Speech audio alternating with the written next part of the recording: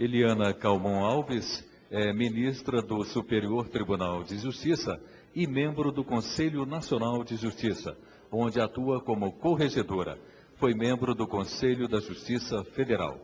A ministra Eliana Calmon vai falar sobre os temas: o acordo de cooperação assinado entre o CONFEA e o CNJ para o projeto Começar de Novo e o enfrentamento dos desvios de conduta no Judiciário pela Corregedoria. Com a palavra, o senhor presidente Marcos Túlio de Mello. Ministra, nós queríamos agradecer primeiro a parceria que já vem sendo feita com o Conselho Nacional de Justiça. Tivemos a oportunidade também de ter aqui alguns juízes representando o Conselho Nacional de Justiça, que trataram conosco não só do projeto Começar de Novo, mas de algumas outras parcerias em relação a um processo que o Conselho nos provoca de parceria também para várias questões relacionadas, principalmente a manutenção e edificações na área de presídios neste país.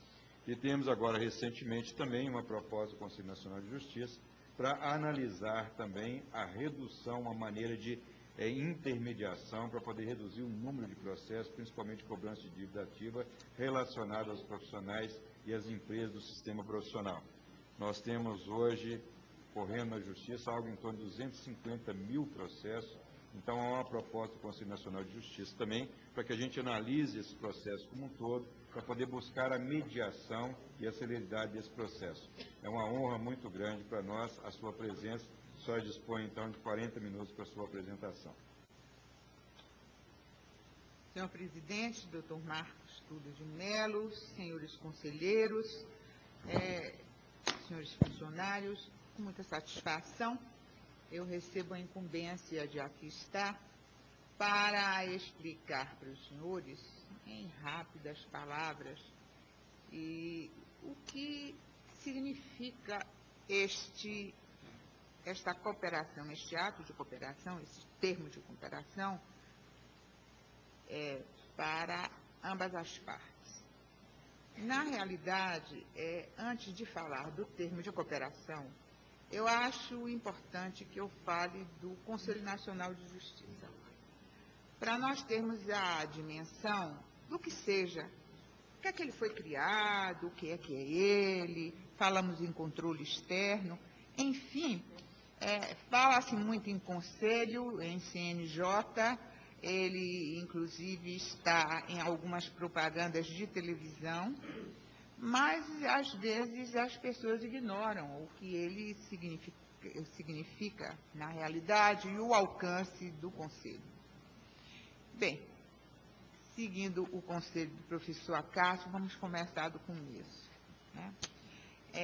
Ninguém ignora que o Poder Judiciário sempre foi um poder que está absolutamente atrasado. Atrasado nos seus compromissos para com os jurisdicionados, atrasado em termos de uma resposta pronta e eficiente para as decisões judiciais, está atrasado até nas nossas práticas litúrgicas, enfim, nós perdemos o bonde da história. Por quê? Veio a Constituição de 88, deu uma nova roupagem jurídica à nação como um todo, e o Poder Judiciário não se adequou rapidamente a essa situação. E por que isto? Por que aconteceu isso? É a pergunta de todo mundo. Porque, afinal de contas, o Poder Judiciário hoje custa muito caro para o contribuinte. E, naturalmente, que nós temos de prestar uma satisfação a esse contribuinte. Bem, isso tudo começou porque o Judiciário, a partir da Constituição de 88, ele modificou inteiramente a sua atuação como Estado-poder. Se no passado o Estado, o juiz, a jurisdição que quisesse, porque era Estado e tinha um monopólio de prestar jurisdição, e neste fazer sempre foi parceiro das classes dominantes, porque eram as classes dominantes que praticamente conduziam o destino do Poder Judiciário. Com a Constituição de 88, ela mudou inteiramente. Isso que aconteceu no Brasil, aconteceu no mundo inteiro, essa mudança estrutural, porque a partir do momento que os estados começaram a se alinhar, começaram a se modernizar, ter direitos mais modernos, os direitos chamados de terceira geração, que são os direitos sociais, os direitos coletivos, os direitos difusos, como, por exemplo, o direito ao meio ambiente sadio. Todas essas modernidades que nós chamamos de direitos de terceira geração, só chegaram ao Brasil no final do século XX. E, para isso tudo, precisava um judiciário que estivesse pronto para resolver as demandas. E, infelizmente, não estávamos prontos.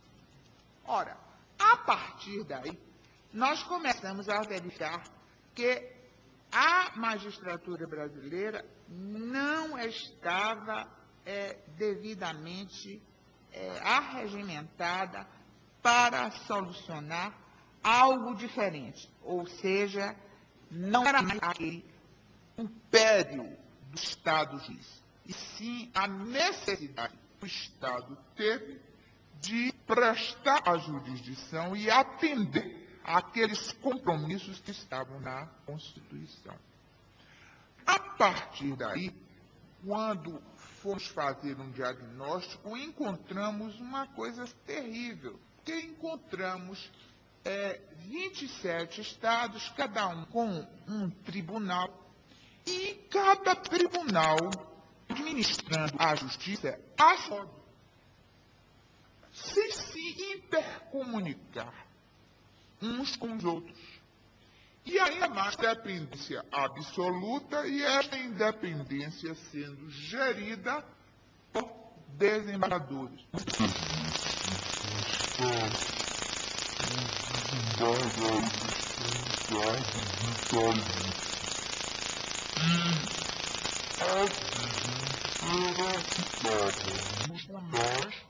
E administravam como queriam.